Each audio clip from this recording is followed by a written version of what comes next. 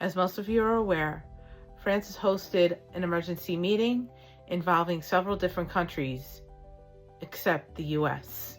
Reason being, the shocking things Shady Vance said at a security conference in Munich. I understand there were a few people who said they had trouble locating the video, and just in case those of you who haven't seen it already, I have a few video clips to share. From what I've seen, Shady Vance is clearly gaslighting here, so you kind of have to read between the lines with what he's saying, but when you see the looks of the people's faces in the audience, you'll understand what I'm talking about. And once you read between the lines with what he's saying, yeah, it's bad. It's embarrassing. It's disingenuous. It's just watch the video. To discuss security, and normally we mean threats to our external security. I see many great military leaders gathered here today.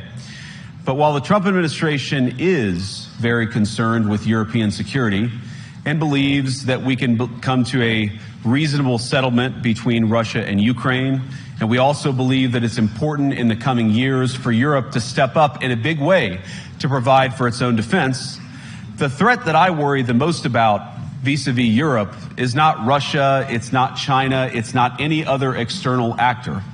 And what I worry about is the threat from within, the retreat of Europe from some of its most fundamental values shared with the United States of America.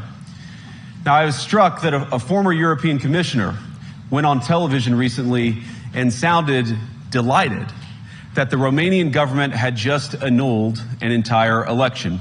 He warned that if things don't go to plan, the very same thing could happen in Germany too.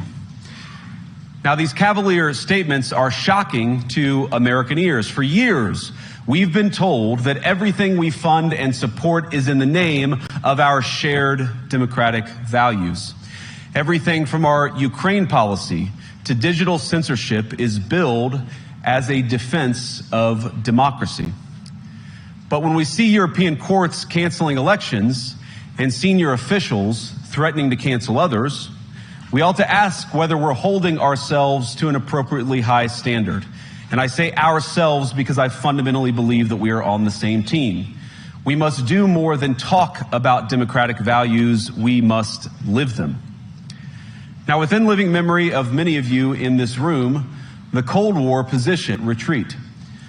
And in the interest of comedy, my friends, but also in the interest of truth, I will admit that sometimes the loudest voices for censorship have come not from within Europe, but from within my own country, where the prior administration threatened and bullied social media companies to censor so-called misinformation.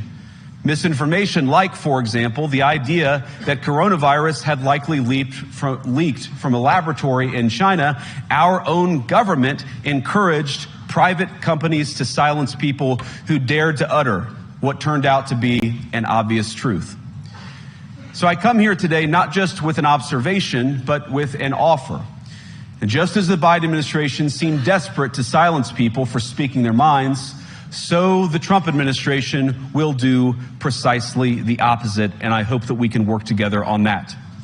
In Washington, there is a new sheriff in town, and under Donald Trump's leadership, we may disagree with your views, but we will fight to defend your right to offer it in the public square, agree or disagree.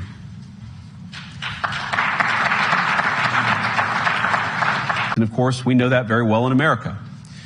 You cannot win a Democratic mandate by censoring your opponents or putting them in jail, whether that's the leader of the opposition, a humble Christian praying in her own home, or a journalist trying to report the news. Nor can you win one by disregarding your basic electorate on questions like who gets to be a part of our shared society. Here's an AP article that was posted just 4 days after Shady Vance's shocking speech in Munich. I posted the article in the link tree in my bio. That article could be found at the top of my link tree right here.